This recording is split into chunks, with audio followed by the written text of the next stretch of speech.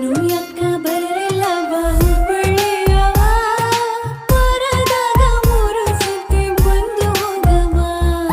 ಇನ್ನು ಯಾಕ ಬರಲಿಲ್ಲವ ಹುಬ್ಬಳ್ಳಿಯವ ವಾರದಾಗ 3 ಸತಿ ಬಂದು ಹೋಗವ